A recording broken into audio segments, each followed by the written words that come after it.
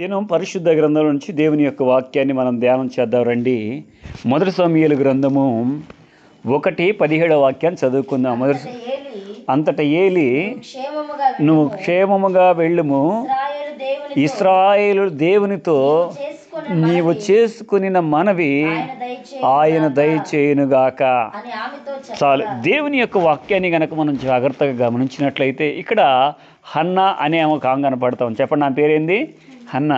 ఈ అధ్యాయాన్ని కనుక మనం జాగ్రత్తగా గమనించినట్లయితే మొదటి అధ్యాయంలోనేమో దుఃఖంతో ఉంది, రెండవ అధ్యాయంకి వచ్చేలోపుకి ఆమె జీవితంలో సంతోషకరంగా మార్చబడతా వచ్చింది. ఇక్కడ మాట్లాడుతున్న మాట, నువ్వు దేవునితో చేసుకున్న మనవి దేవుడు నీకు దయచేయునుగాక. ఈ రోజున దేవునితో నువ్వు ఏదైతే చెప్పుకుంటున్నావో, దేవుని దగ్గర నీ బాధ, నీ కష్టం, నీకున్న ఇరుకులు ఏదైతే చెప్పుకుంటున్నావో అవన్నీ కూడా ప్రభువు దయచేయునుగాక. అవన్నీ నీకు సమృద్ధిని దయచేయునుగాక. ఇక్కడ మనం జాగ్రత్తగా గమనించినట్లయితే ఆమె మనుషుల చేతే బాధింపబడటమే కాదు, కానీ దేవుని మందిరంలోకి వచ్చినప్పుడు దేవుని బిడ్డలు కూడా ఆమె ఏం చేసేది చెప్పండి? హేళనగా మాట్లాడాడు. దైవజనుడు కూడా, అమ్మా ముత్తురాలువై ఉన్నావంటే లేదు లేదయ్యా నా ఏలినవాడా అని మాట్లాడుతూ ఉన్నాడు. దేవుని యొక్క వాక్యాన్ని కనుక మనం జాగ్రత్తగా గమనించినట్లయితే ఇదేనో ఇక్కడ మాట్లాడుతున్న మాట ఏమనంటే, నువ్వు దేవునితో చేసుకుని మనవి దేవుడు నీకు దయచేయునుగాక. వాస్తవంగా ఈరోజు చూడండి, ఆమె ఎక్కడెక్కడికో తిరిగి ఉంటుంది, మనుషుల దగ్గర తిరిగి ఉంటుంది, ఎంతోమంది దగ్గర తిరిగి ఉంటుంది, ఎంతోమంది చేత అవమానింపబడుతుంది. కానీ ఆమె ఎప్పుడైతే దేవుని దగ్గరికి వచ్చి దేవునితో మనవి అంటే దేవునికి చెప్పుకుంది, తన సమస్యను ఎవరు చెప్పుకుంది? దేవునికి చెప్పుకుంది. ఈ రోజున నీకున్న సమస్య ఏదైనా సరే దేవునికి చెప్పుకుంటే దేవుడు దయచేసేవాడుగా ఉంటున్నాడు.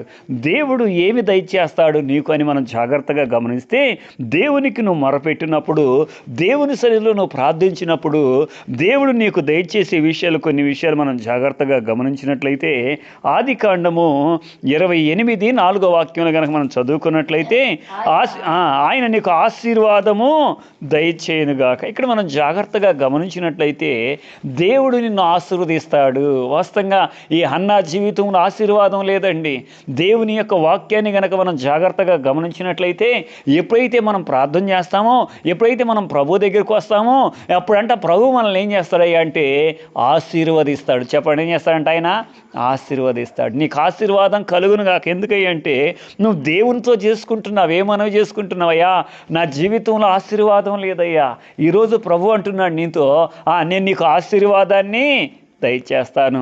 తర్వాత కనుక మనం జాగ్రత్తగా గమనించినట్లయితే దేవుడు ఏమి దయచేస్తాడయ్యా అంటే రూతు గ్రంథము 1:9 వాక్యాన్ని కనుక మనం చదువుకున్నట్లయితే, తన ఇంట నెమ్మది నొందునట్లు యెహోవా దయచేయునుగాక. దేవుడు నీకేమిస్తున్నాడయ్యా అంటే నెమ్మదినిచ్చేవాడుగా ఉంటున్నాడు. ఈ రూతు గ్రంథంలో అంటున్నాడు, దేవుని ఇంటను నివసించటానికి ఇదిగో అక్కడ అంటున్న మాట ఏమని మాట్లాడుతున్నాడయ్యా అంటే తెలుసా? నెమ్మదిని దయచేసి దేవుడు. దేవునితో నువ్వు మనవ చేసుకున్నట్లయితే ఈ రోజున నీ ఇంట్లో అన్నీ ఉంటున్నాయి, కానీ నీ ఇంట్లో నీ ఒంటిలో ఏమి లేదయ్యా అంటే చెప్పండి, ఏమి లేదు? నెమ్మది లేదు. ఇక్కడ మాట్లాడుతున్న మాట, దేవుని వాక్యం వింటున్న ప్రియ సహోదరి సహోదరుడా, ప్రభు నీతో మాట్లాడుతున్న మాట ఏమంటున్నాడయ్యా అంటే ఆయన మొట్టమొదట నీకు ఆశీర్వాదాన్ని దయచేసే దేవుడు, రెండోది ఆయన నీకేం దయచేసే దేవుడు అయ్యా అంటే నెమ్మదిని దయచేసే దేవుడు. తర్వాత యోబు గ్రంథము 24:23 వాక్యం కనుక మనం చదువుకున్నట్లయితే ఆయన వారికి అభయము దయచేయుననే మాట ఉంటుంది. అక్కడ ఆయన ఏం చేస్తాడంటే వారికి అభయము దయచేసే దేవుడు. భయపడబాకు. హన్నా నిజంగా ఎంతో భయపడిపోయింది. దేవుడు అంటున్నాడు, నువ్వు భయపడబాకు. దైవజనుడి ద్వారా దేవుడు మాట్లాడుతున్నాడు, భయపడబాకు. ఇదిగో దేవుడితో నువ్వు ఏ మనమైతే చేసుకున్నావో, దేవుని దగ్గర ఏదైతే నువ్వు అడిగేవో, కన్నీరు గార్చావో, దేవుని పాదాలు పట్టుకున్నావో, ప్రభు నీకు అది దయచేసేవాడుగా ఉంటున్నాడు. ఇంతకాలం నువ్వు మనుషుల పాదాలు పట్టుకున్నావు, మనుషుల వైపు తిరిగేవు, నష్టపోయేవి, ఇంకా చాలు అన్నా. ఇదిగో నువ్వు దేవుని దగ్గరికి వచ్చావు కాబట్టి దేవుడు నీ జీవితంలో ఏం చేస్తున్నాడంటే చెప్పండి, ఇక్కడ అంటున్న మాట మనం జాగ్రత్తగా గమనిస్తే ఆయన అభయం ఇచ్చే దేవుడు అంట. చెప్పండి, ఏమిస్తాడంట? ఆయన ఏమి దయచేస్తాడయ్యా అంటే మొట్టమొదట ఆయన ఏమిచ్చేవాడుగా ఉంటున్నాడు? దేవుని యొక్క వాక్యాన్ని మనం జాగ్రత్తగా గమనిస్తే ఆశీర్వాదం లేని నీ జీవితంలో ఈ దినము దేవుడు ఆశీర్వాదాన్ని తీసుకొచ్చేవాడుగా ఉంటున్నాడు. నెమ్మది లేని నీ జీవితంలో ఈ దినము నెమ్మది తీసుకొచ్చేవాడుగా ఉంటున్నాడు. మూడోది, నీ జీవితంలో అభయం లేదంటే నేను నీ పక్షాన ఉన్నాను అనేవాళ్ళు ఎవరు కూడా లేని పరిస్థితులు నువ్వు జీవిస్తూ ఉంటే ప్రభు అంటున్నాడు, ఇదిగో నీ పక్షమున నేనున్నా. దేవునికి స్తోత్రం కలుగును గాక. ఈ వాక్యం ద్వారా ప్రభు అంటున్నాడు, ఎవరు లేరని బాధపడుతున్నావేమో, నాకు సపోర్ట్ చేసేవాళ్ళు లేరు, నాకు అభయం ఇచ్చేవాళ్ళు లేరని నువ్వు బాధపడుతూ కుమిలిపోతున్నావేమో, ప్రభు మాట్లాడుతున్న మాట ఏంది తెలుసా? ఇదిగో నేను నీ పక్షాన్ని నిలబడ్డా, నేను నీ పక్షాన్ని ఉన్నాను అంటున్నాడు.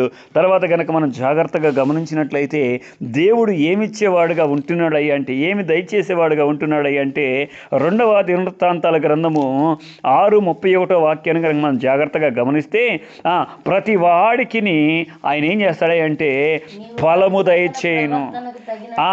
మనిషి దయ ప్రవర్తనకు తగినట్లుగా ప్రతిఫలము దయచే దేవుడు ఏం చేస్తాడయ్యా అంటే ప్రతిఫలం ఇచ్చే దేవుడు. చెప్పండి, ఏం చేయదేవుడు అంటే ఆయన నీకు ఫలాన్ని ఇస్తాడు.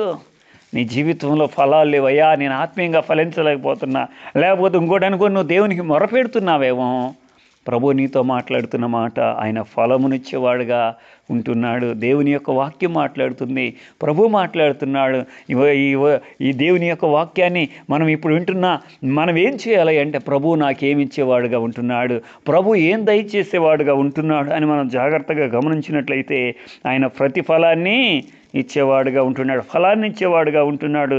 తర్వాత కనుక మనం జాగ్రత్తగా గమనించినట్లయితే 2వ సమూయేలు గ్రంథము 7:28 వాక్యాన్ని కనుక మనం చదువుకున్నట్లయితే అక్కడ ఒక చక్కని మాట అంటున్నాడు, యెహోవా నా ప్రభువా మేలు దయచేసేదనని.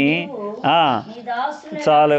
ఇక్కడ మనం జాగ్రత్తగా గమనించినట్లయితే దేవుడు ఏమిస్తాడయ్యా అంటే, ఏమి దయచేస్తాడు దేవునితో నువ్వు మొరపెడితే అంటే, 5వదిగా దేవుడు ఏం దయచేసేవాడుగా ఉంటున్నాడంట, మేలు దయచేసేవాడుగా ఉంటున్నాడు. నిజమే, దావీదు జీవితంలో ఎవరి ద్వారా మేలు లేదండి, బిడ్డల ద్వారా మేలు లేదు, భార్య ద్వారా మేలు లేదు, ఎవరి ద్వారా మేలు అనుభవించని దావీదు మాట్లాడుతున్నాడు, ప్రభువా నీవే నా విషయంలో మేలు చేయాలి. నిజమే, ఈరోజు మనకందరు శత్రువులు ఉండొచ్చు, కానీ ప్రభు అంటున్నాడు ఆయన మేలు దయచేసే దేవుడు అంట. ఏం చేస్తాడు ఆయన? మేలు చేసే దేవుడు. వాస్తవంగా చాలామంది మనకు కీడే చేస్తూ ఉంటారు. మన ముందు ఒక మాట మాట్లాడతారు, మనం లేనప్పుడు ఒక మాట మాట్లాడుతూ ఉంటారు. దేవుని యొక్క వాక్యాన్ని కనుక మనం జాగ్రత్తగా గమనిస్తే ఇక్కడ ప్రభు అంటున్నాడు, ఏమంటున్నాడు అంటే, దావీదు అంటున్నాడయ్యా నీవేమన్నావయ్యా అంటే నాకు మేలు దయచేస్తాను. నిజంగా ఇంతకాలం నీ జీవితంలో ఆగిపోయిన ప్రతి మేలు దేవుడి దినమందు నీ జీవితంలో ఒక మేలైన దినముగా ఈ దినాన్ని ప్రభు నీ జీవితాన్ని మార్చునుగాక. ఆ విధంగా నీ జీవితం మార్చబడాలి అంటే నువ్వు దేవునితో మొరపెట్టు, దేవుని సన్నిధిలో నువ్వు మొరపెట్టి. ఇక్కడ అంటున్న మాట అది ఏమంటే, నువ్వు దేవునికి మనవి చేసుకుంటే ఆయన నీకు దయచేస్తాడు. ఏం మనవి చేసుకోవాలా? ప్రభువా నా జీవితంలో మేలు లేదు నాయనా, నాకు మేలును దయచే. ఎప్పుడైతే ఆ విధంగా మనం ఉంటామో ప్రభు కార్యం చేసేవాడుగా ఉంటున్నాడు. తర్వాత కనుక మనం జాగ్రత్తగా గమనించినట్లయితే 1 దినవృత్తాంతాల గ్రంథము 22:9 వాక్యాన్ని చదువుకుందాం. 1 దినవృత్తాంతాల గ్రంథము 22:9 వాక్యం. సమాధానకర్తగా ఉండును, చుట్టూ ఉండు అతని శత్రువులందరినీ నేను తోలివేసి అతనికి సమాధానం కలుగు. ఇక్కడ మనం జాగ్రత్తగా గమనించినట్లయితే దేవుడు అంట ఏం చేస్తాడయ్యా అంటే సమాధానము. ఎవరి గురించి మాట్లాడుతున్నాడు? దావీదుతో దేవుడు అంటాడు, ఇదిగో నీకు కుమారుడు పుడతాడు, అతనికి సొలొమోను అయ్యా. ఈ సొలొమోను ద్వారా ఏం కలిగిద్దయ్యా అంటే చెప్పండి, ఏం కలిగిద్దంట? సమాధానము. నిజమే, ఎన్నో యుద్ధాలు, ఎన్నో పరిస్థితులు ఉన్నాయి. అయితే దావీదు జీవితంలో దేవుడు మాట్లాడుతున్న మాట, దావీదు నేను నీకేమిస్తానయ్యా అంటే సమాధానం ఇస్తాను. ఈ రోజున సమాధానాన్ని జీవితం జీవిస్తున్నావేమో, ప్రభు సన్నిధిలో నువ్వు ప్రార్థన చేయి. ప్రభు నీకు సమాధానం ఇచ్చేవాడుగా ఉంటున్నాడు. ఆయన సమాధానం దయచేసే దేవుడు అంట. ఆయన సమాధానం ఇచ్చే దేవుడు. ఈ రోజున మన ఇంట్లో డబ్బులు ఉంటున్నాయి, బంగారం ఉంటుంది, అన్నీ ఉంటున్నాయి, కానీ మన ఇంట్లో ఏమి లేదయ్యా అంటే సమాధానము లేదు. ఇదిగో నీకు కుమారుడు పుడతాడయ్యా, ఆ కుమారుడిని బట్టి ఏం కలిగిద్దో తెలుసా? సమాధానం. వాస్తవమే, రాజైన దావీదు కాలంలోనే యుద్ధాలు ఉన్నాయంట, కానీ ఈయన కాలంలో బట్టి యుద్ధాలు అనేది లేవు. ఎందుకంటే ఈ సొలొమోను కూడా మంచి ప్రార్థనా పరుడు. సొలొమోను ప్రార్థిస్తున్నప్పుడు దేవుడు సొలొమోను యొక్క మనవిని దేవుడు గొప్ప కార్యాలు జరిగించిన వాడుగా ఉంటున్నాడు. కాబట్టి నీ జీవితంలో, నా జీవితంలో దేవుడు కార్యం జరిగించాలి అంటే ఆయన దయచేసేది ఏంటయ్యా అంటే చెప్పండి, ఏం దయచేస్తాడంట? సమాధానము. మొట్టమొదట ప్రభు ఏం దయచేస్తాడు?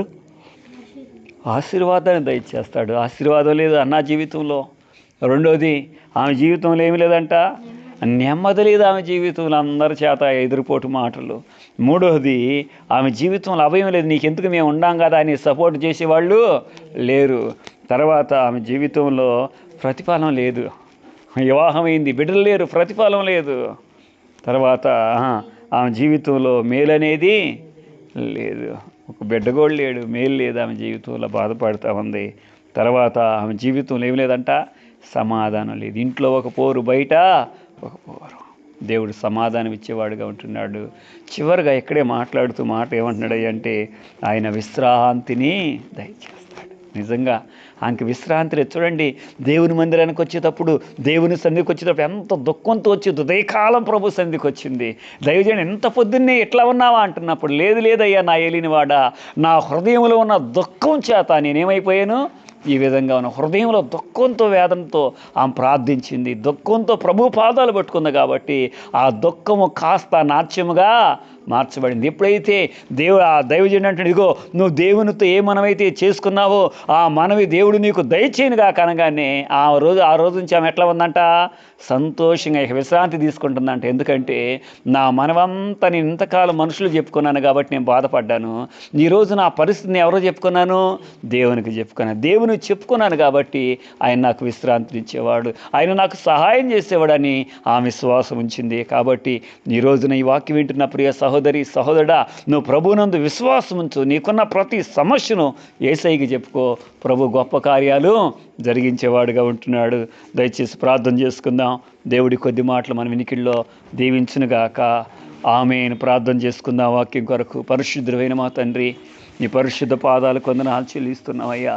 నిజమేనాయనా, మాకున్న సమస్యలు మనుషులకు చెప్పుకొని ఇంతకాలం మేము బాధపడింది చాలయ్యా. ఇంతకాలం మా జీవితంలో వేదన పడింది చాలు నాయన. ఇక మా జీవితంలో నాయన 5 అన్నలాగానైనా మేము దగ్గరికి వస్తున్నామయ్యా. ఎంతో దుఃఖంతో, వేదనతో బిడ్డ వచ్చినాయన ఉదయకాలమే నీ పాదాలు పట్టుకున్నప్పుడు నాయన ఆమె మనవి చేసుకున్న దాన్ని నువ్వు దయచేసిన దేవుడు అయ్యా.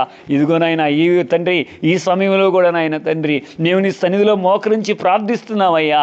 ఇదిగోనైనా మేము అడుగుతున్నా, మాకు దయచేయండి. మా జీవితాల్లో ఆశీర్వాదం లేదు, మా కుటుంబాల్లో నెమ్మది లేదయ్యా, మాకు అభయం ఇచ్చేవాడు లేరు అని ఎంతమంది బాధపడుతూ ఈ మాటలు వింటున్నారో నాయన, వారి జీవితాల గొప్ప కార్యాలు జరిగించండి. వారి కుటుంబాల్లో సమాధానం ఇవ్వండి, వారి కుటుంబాల్లో నెమ్మదినివ్వండి, వారికి ప్రతిఫలాన్ని ఇవ్వండి, వారి జీవితాల్లో మేలు చేయండి నాయన. నీ మహిమార్థంగా ప్రతి బిడ్డ ఉండటానికి వాక్యం విని నాయన, ఈ ప్రార్థన లేఖించిన ప్రతి బిడ్డ వాక్యానుసారంగా నీ మహిమార్థంగా బ్రతకటానికి సహాయం దయచేసి మీరు మహిమ, ఘనత, ప్రభావాలు పొందుకునమని యేసుక్రీస్తు పరిశుద్ధ నామములో అడుగుచున్నాము తండ్రి. ఆమేన్. ఆమేన్.